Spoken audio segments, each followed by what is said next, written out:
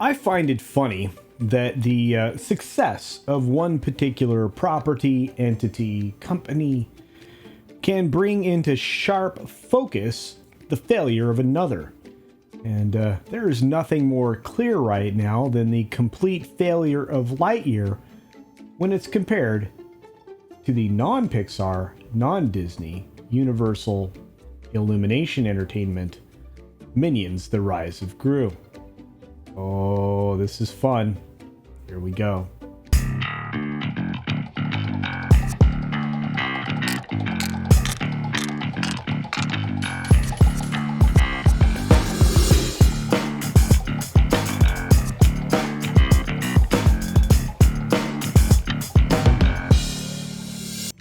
Let's start here with this Business Insider article that, let me tell you, is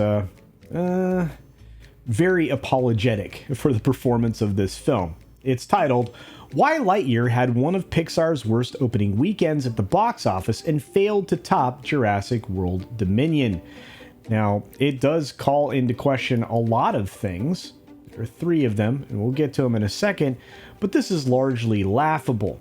See, Pixar Lightyear only finished its first weekend at $50.5 million, and that put it in second place, although I would make some arguments that there might have been some shenanigans that put it there and put it at the $50.5 million, but we'll move on from that. See, it debuted number 2 behind Jurassic World Dominion in its second weekend, which had a considerable fall off, which we'll get to in a moment, and obviously Top Gun did rather well and probably could have eked out a win here, but we'll move on from that. Again, the three reasons that they cite in this particular article here, which again is buried behind a paywall because Business Insider is doing a lot of that now, thinking that you want to pay for their inside knowledge that's laughable at times. But anyway, they say that it was competition, confusing marketing, and streaming expectations that actually could have played a part in Lightyear's dismal performance. And I would have to say, I agree with that to a certain extent. But there are a lot of people out there that just aren't trusting Disney right now, and they just aren't interested in seeing anything that they are putting out there because it's not hidden anymore. They've been telling everybody. They don't want to be preached to. And this film did have some of that. And of course, it wasn't really associated in any way with the character that people came to love in Toy Story, which was the toy that was voiced by Tim Allen. But those complaints I'm going to set aside. All I know is that the initial projection for Lightyear was in the $70 million to $80 million range, and just even prior to its release, Sean Robbins over at Box Office Pro had predicted an $84 million domestic debut.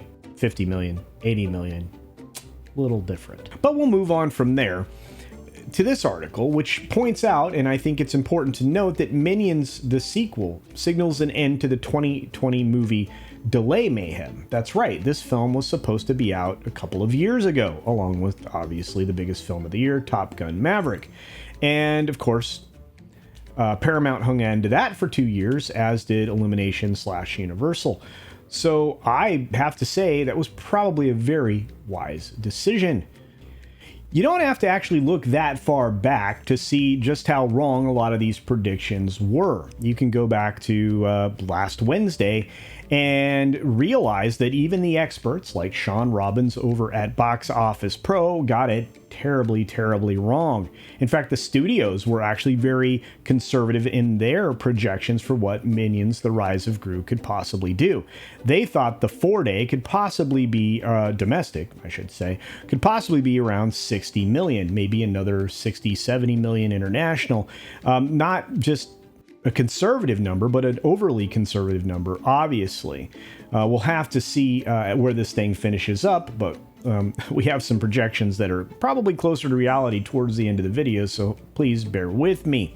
So that's $60 million from the studio over the 4-day. Well, based on Mr. Robbins' projections, you have what should be somewhere between an $86 and $104 million 4-day. Now, if you just grind it down to the weekend and not include Monday, it would somehow open between $73 and $89 million. $73 million, $89 million, the 3-day, and the 4-day being $86 to $104.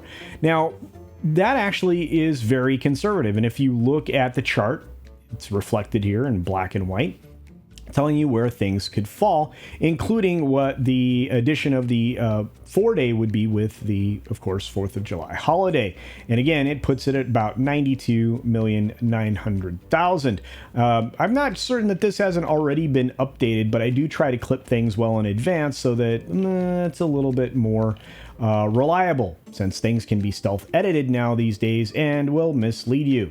So now we move over to the actual preview on Thursday, just a day after the numbers came out from Mr. Sean Robbins, right? And looks like box office Minions Rise of Gru takes off with a huge 10.8 million in previews. That's right, it completely obliterates and doubles up on what Lightyear did during its preview, which was a mere 5.2 million. Wow. Way to go, family entertainment.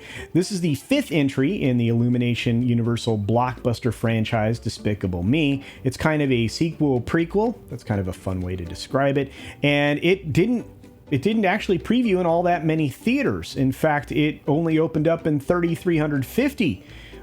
It's going to open even wider over the course of the weekend, which is why it's playing like gangbusters. It added another, 1,050 theaters to its total to make it to 4,400 theaters starting Friday, Saturday, Sunday, and through Monday. The family box office is alive and well, everyone. They're saying here, and again, this is based on the Thursday previews, this was from Friday morning, that the film would open to $70 to $80 million range for the 4-day holiday. Again, way too conservative, and obviously an effort to not irritate the access media. I should say the access that they get over at Disney. So the film, of course, went on to do, a little better than that when you start to look at Saturday, which dramatically changed the projections overall. From July 2nd, again, that would be Saturday, Minions: The Rise of Gru suited up for 200 million plus worldwide. Holy cow. Just a few days before, they were thinking 150 at best. We're missing something, right? No, they are. So anyway, so that gives you the numbers through Sunday. They think overseas numbers will hit $93 million, and that is impressive. So it looks like the estimated worldwide cum through Sunday is going to be about 202.16 million. They haven't been right yet. I strongly suspect that these numbers will be even higher, and when you include the 4th day domestically, I think this thing opens well over $100 million in the States. I think it opens at 120. I think that's going to be surprising. Maybe 129? Maybe 135? I think the sky's the limit. Now, what does this mean? Well, it means that the family box office is fully intact. It means that the balance at the box office has been restored. It means that when you make good entertainment, something that people will be interested in and something that people aren't afraid of seeing because it doesn't have a lot of stuff in it that they don't really want, and they don't want their kids to have to see, because again, some families are concerned about those things. Well, you end up with amazing box office numbers. Is that surprising? No. But it does bring into clear focus the fact that Lightyear just wasn't a film anybody was interested in. And there are a lot of reasons, as Business Insider tried to explain it away, somebody wouldn't want to watch that. To be honest with you, I still think it's because most people don't want to be lectured at their family film when they're going into something trying to enjoy themselves. And it doesn't hurt to make people laugh, which is really what the Minions are designed to do. And I guarantee you, we'll see another Minions film in the not so distant future. Will we see another Lightyear film? No. But it really all comes down to what you think. Do you think that Minions: The Rise of Gru was the film that was something everybody was waiting for, that families wanted to see, that it was marketed properly? Do you think it was a good word of mouth? Or do you think it's because people can trust the entertainment coming from Illumination and Universal? Because maybe they don't trust Disney anymore? I don't know. But it does put, as I said, this into focus, and I would appreciate your responses on this. Why do you think that Minions: The Rise of Gru beat back the box office to rise to number 1 and setting records for animated films right now? Why? Feel free to use the comment section down below, and hopefully we can have a discussion about it. And if you think I'm off base, let me know. I'd like to know that too. And with that being said, support other independent creators here on the platform, because like me, they're just trying to take the information that's available to everyone and have a conversation, whether that be an editorial, commentary, analysis, whatever that happens to be. It's usually a lot of fun and much more engaging than a lot of the other content you're going to find from the mainstream.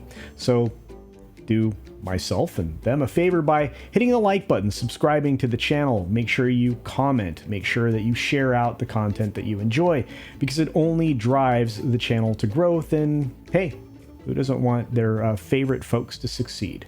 I know I do. And with that being said, be sure to take care of yourself, take care of others, wash your hands, of course, because it's good hygiene.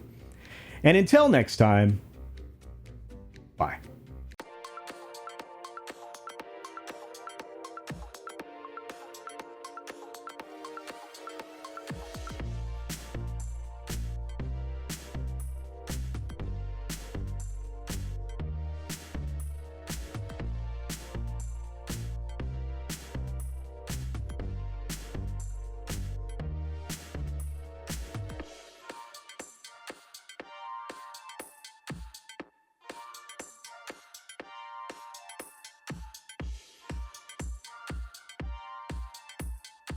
Thanks for visiting today.